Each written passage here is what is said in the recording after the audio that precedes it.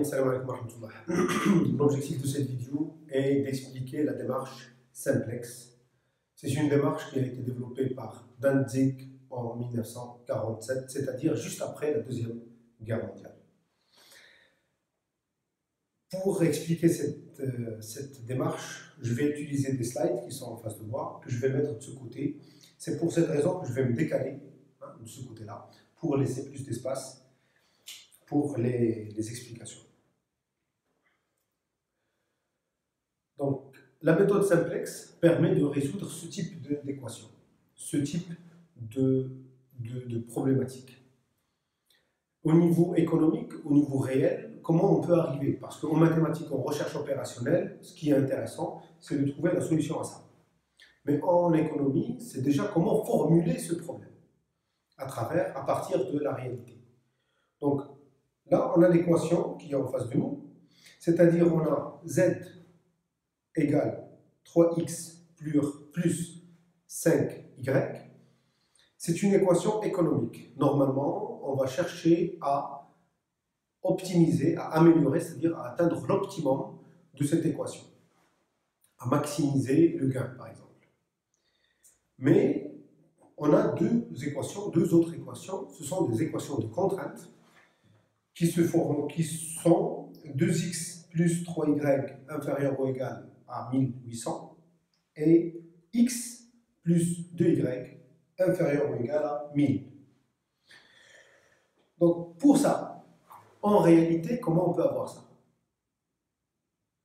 Pour cela, je vous donne l'exemple suivant. Imaginons, nous avons un atelier qui fabrique, une entreprise qui fabrique deux produits, le produit A et le produit B.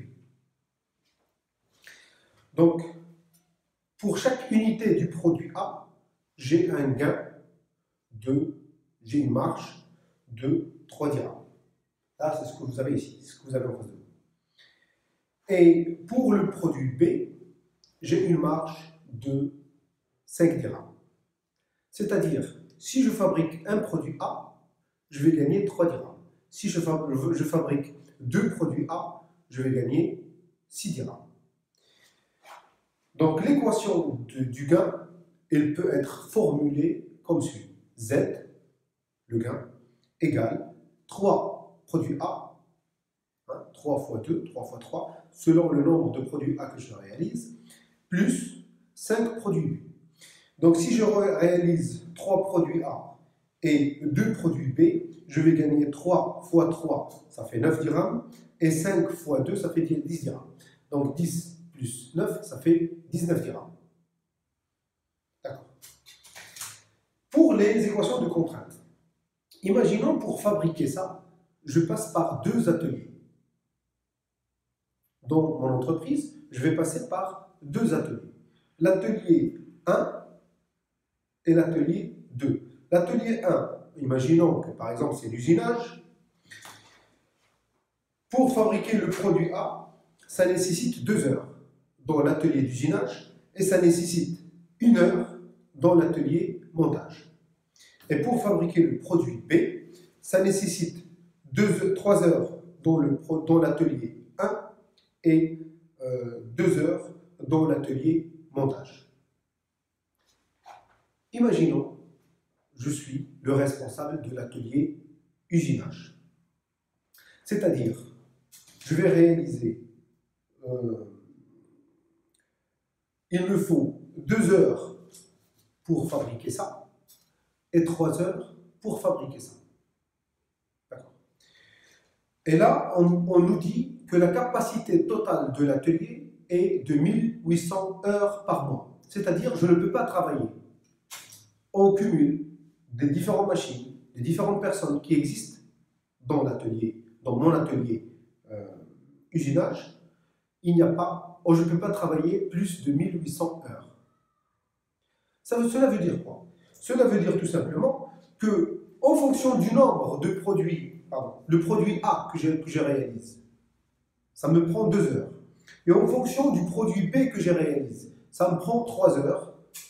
Le total des produits de la durée que je dépense, que je réalise pour fabriquer le produit A et le produit B ne doit pas dépasser 1800 heures. C'est pour ça qu'on peut écrire l'équation suivante, que vous pouvez voir ici. 2 produits A, ça me prend 2 heures. 2 heures par rapport au nombre de produits A, plus 3 heures par rapport au nombre de produits B, donc 2x plus 3y, ne peut être que inférieur ou égal à 1800. Donc maximum, c'est 1800. Et bien sûr, je ne peux pas travailler 1800 heures. Pareil pour le produit, pareil pour l'atelier montage.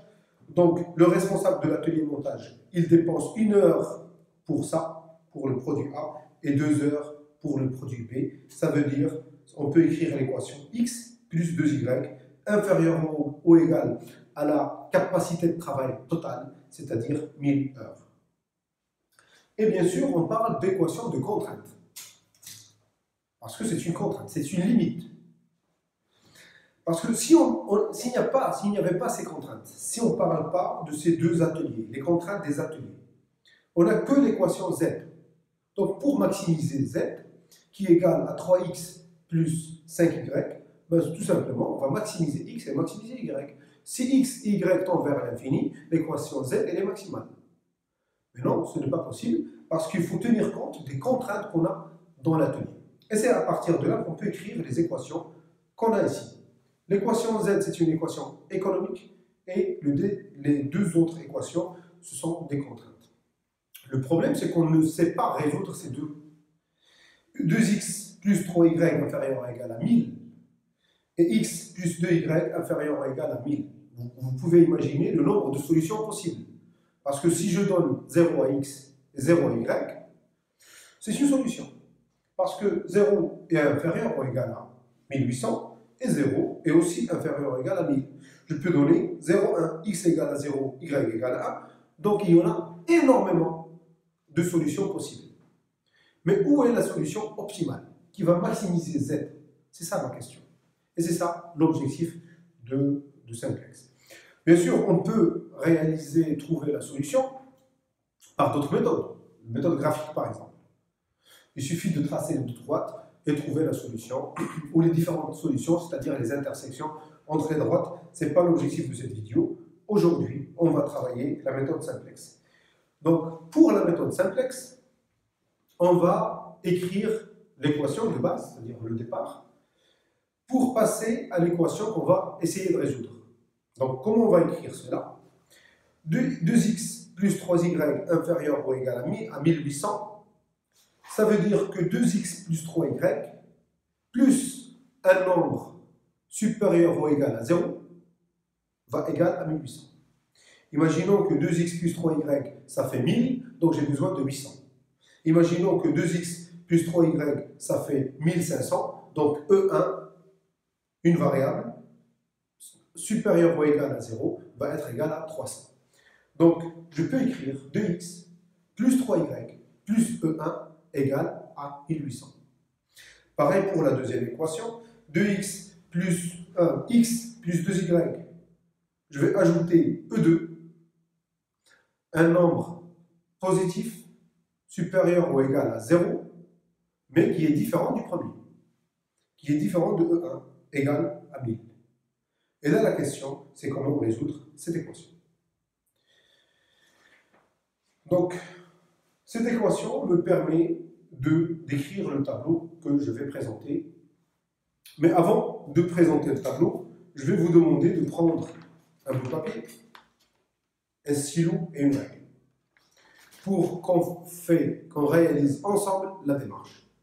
Parce qu'à chaque fois, je vais vous demander de faire des calculs pour voir est-ce que vous avez bien compris ou pas. D'accord?